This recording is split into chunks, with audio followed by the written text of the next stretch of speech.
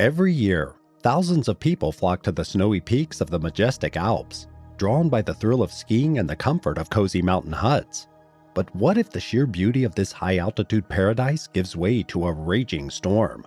On a cool morning on April 29, 2018, a group of 10 eager skiers set off from the picturesque Dies Hut, located among the snowy peaks of the Swiss Alps. As the first light of the day began to seep through the rugged terrain, the group put on their skis and prepared for the next step of their journey. Their destination was the Cabane des Vignettes, another mountain hut in the Alps 6 hours away. The route, however, was far from easy. The high alpine terrain was filled with treacherous glaciers, sharp ridges, and towering peaks, and the group had to make their way through the unbroken snow slopes that lay in their path. This route would take them from the picturesque town of Chamonix in France to the charming village of Zermatt in Switzerland. The Haute Route, also known as the Chamonix-Zermatt crossing, has been a popular ski tour route for more than a century. Along the way, the route traverses the summits of 10 of the 12 highest peaks in the Alps, with the highest pass reaching an altitude of 2,964 meters. The Haute Route is a beautiful landscape of glaciers, snow-capped peaks, and alpine valleys with greenery and flowers and charming picturesque villages. A hike with stunning contrasts that makes the Haute Route a popular trekking destination. According to a Swiss mountain guide, every ski tourer dreams of completing the Haute Route at least once in his life. Not surprisingly, the Dies Hut was a busy place that morning, as the group of 10 skiers was just one of many who wanted to traverse the breathtaking alpine terrain. Despite its popularity, high alpine backcountry skiing in the Alps can be unforgiving for those who are not prepared. That's why many skiers prefer to hire trained mountain guides to help them plan and guide their trips. This was exactly the Dies group's approach. Led by a professional mountain guide and his wife, the group consisted of 8 experienced skiers eager to take on the challenges of the Haute Route. One of the skiers was 50-year-old architect Tommaso Piccioli from Milan. He started ski touring in 1990 and had been an active member of the Milan Alpine Club for nearly 20 years. During that time, he had planned many ski trips, canoe trips, mountain biking adventures, and hiking vacations in Europe and Australia for himself and his friends. 3 of Piccioli's friends from the Bolzano Alpine Club in Italy, where he had taken several climbing courses over the past 2 years, accompanied him on the trip. Italian teacher Elisabetta Paolucci, 44, had been on ski trips with her father since childhood and had just taken a year off to go sailing and climbing. Marcello Alberti and Gabriella Bernardi, both seasoned climbers and tour skiers. Another member of the group was Andrea Grigioni, a 45-year-old nurse from a small village near Milan, and a 72-year-old man from Ticino, Switzerland. Francesca von Felten, an experienced climber and skier, was also part of the group. She had previously climbed Aconcagua, the highest peak in South America. In addition, a German woman from Munich and the guide's wife, Kalina Damjanova, were part of the team. Although Tommaso Piccioli only knew his 3 friends before the trip, he quickly noticed that everyone in the group was competent and experienced. Leading the group of skiers was Mario Castiglioni, an experienced mountaineer from Como, Italy with an impressive mountain resume. He founded his own guide company, MLG Mountain Guide, in 1992 and had successfully climbed 4 of the 7 summits, 3 8,000-meter peaks in the Himalayas, and many other notable mountains and routes around the world. It was his wealth of experience, combined with his native Italian speaking skills, that led Piccioli's group to select MLG Mountain Guide for their ski tour. With Castiglioni at the helm, the group was in capable and experienced hands.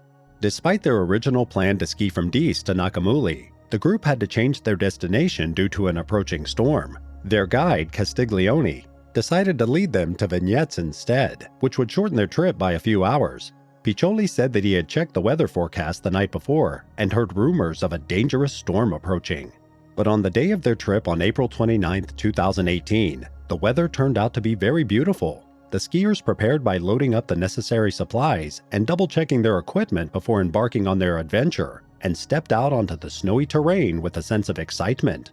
The group started their journey from the Dies and made their way southeast, crossing the huge Cheilon glacier.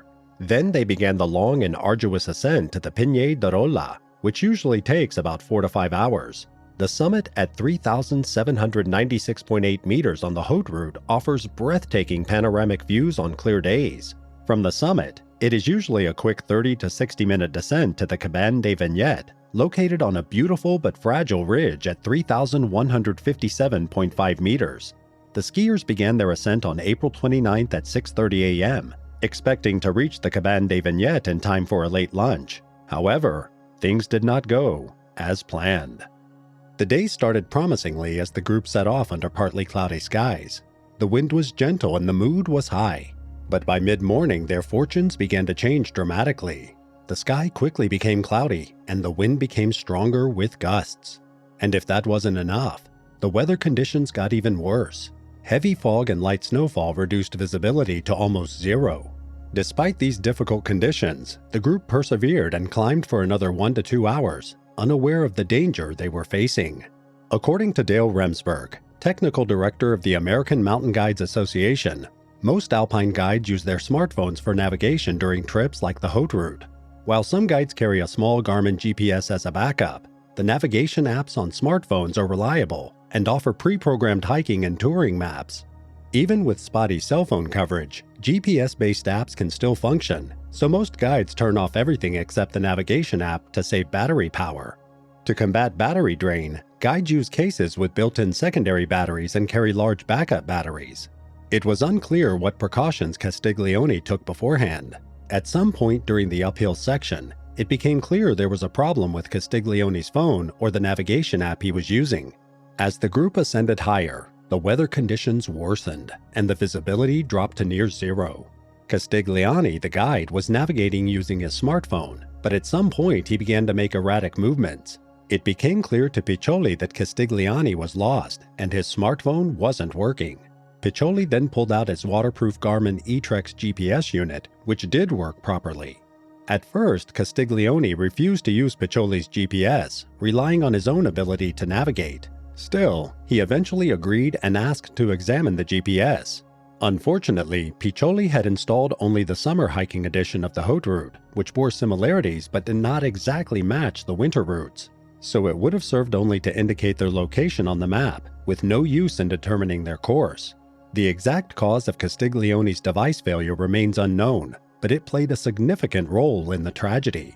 While most alpine guides primarily use their smartphones for navigation, they also carry a small Garmin GPS as a backup.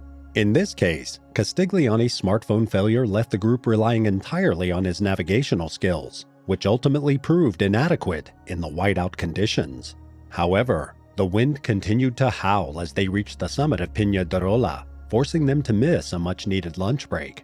Conditions were so treacherous that Castiglioni decided to have the group take off their skis and put on crampons, a necessary precaution to ensure that everyone stayed together and risk was minimized.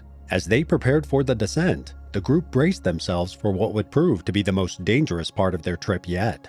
The skiers fought their way down in treacherous conditions that rendered their GPS useless against such hazards as crevasses and precipices, with wind gusts exceeding 50 miles per hour and snow falling harder by the minute. As they struggled to follow the summer route in the snow, they got lost several times, and what should have been a 60-minute trek became an endurance marathon that lasted all afternoon. Despite being drained of strength and with the thunderstorm intensifying the snow and wind, the group persevered, pushing forward in search of the hut. In hindsight, it's perplexing that the experienced skiers didn't turn around or call for rescue, but Piccioli explained that once they started the descent towards the Vignette hut, moving forward seemed like the best option. The skiers were so close and yet so far from the Vignette hut, with only a GPS to guide them through the blinding snowstorm. Despite their confidence in finding the hut, they failed to find the passage and were stranded on a rock outcropping at nightfall. With hurricane-force winds from the south, the group was unable to dig a proper shelter, and their mylar space blankets had become unusable. Even attempts to use a satellite phone to call for help failed, forcing them to spend the night in the brutal cold and wind. The situation was dire as the group searched for shelter in the middle of a raging snowstorm. The temperature was dropping rapidly, and their physical and mental reserves were dwindling. Survival seemed impossible. Despite their best efforts, the group could not find suitable shelter and were forced to huddle together in small crevices and alcoves. Piccioli knew that to survive, he had to keep moving and stay awake. Unfortunately, circumstances took their toll, and even the strongest members of the group began to falter. In the middle of the night, Piccoli checked on the 3 women he had placed in a small hole he had dug and discovered they were dying. He suggested the guide find a better shelter, but the guide's eyes were damaged by the blizzard and he could no longer see anything. A few hours later, Castiglioni was sitting with his backpack on his back when Piccoli noticed him. The guide was not seen or heard from again after that. As dawn broke, Piccoli found himself in a devastating scene. His companions lay motionless in the snow, and the group had almost no strength left. Without food or water for nearly 24 hours, he and the German woman struggled to hold on. But just as hope was fading, a group of skiers appeared in the distance, and Piccoli called out for help with all his remaining strength. After hearing a desperate cry for help from a nearby rocky area, a group of skiers staying at the Vignettes hut quickly launched a massive rescue operation. Sadly, it was too late for most of the group, as one had already perished, and 6 more would succumb to hypothermia in the following days. The guide and his wife were also among the victims. The tragic outcome of the ski trip left many wondering how such an experienced team could end up in such dangerous conditions. While some of the causes will remain a mystery due to the loss of many members, there are enough clues to establish a cautionary tale for future mountaineers. The hike from Diez to Vignettes was challenging, with a long climb to the highest point of the Haute Route and a dangerous descent. According to Dale Remsburg, an experienced guide with the American Guides Association who has led the Haute Route many times, this route is also the most vulnerable to extreme weather conditions. Ascending the Pigne de Rolla from the Cheilon glacier is a challenging uphill climb, and the descent to the Vignettes hut requires crucial route-finding skills, especially in poor weather. According to Miles Smart, a veteran guide, the descent is straightforward in good weather, but in bad weather, skiers need to make critical decisions to avoid potential hazards. Additionally, the path to the hut is marked by a small passageway through the rocks that can be challenging to find in poor visibility. The group's fatal ski tour occurred in unfavorable conditions, making the descent even more dangerous. The conditions worsened well before they reached the critical junction near the hut, putting the group in a perilous situation. Unfortunately, the treacherous conditions of this storm that weekend claimed many lives, including those of 7 members of the group. This accident was a shocking reminder of the dangers that can lurk in the mountains and a testament to the courage and resilience of those who venture into this difficult environment. Thanks for watching this story. Don't forget to like and subscribe and turn on your notification bell to stay updated on more similar videos. We would love to hear your thoughts, so feel free to share your comments below. Until next time.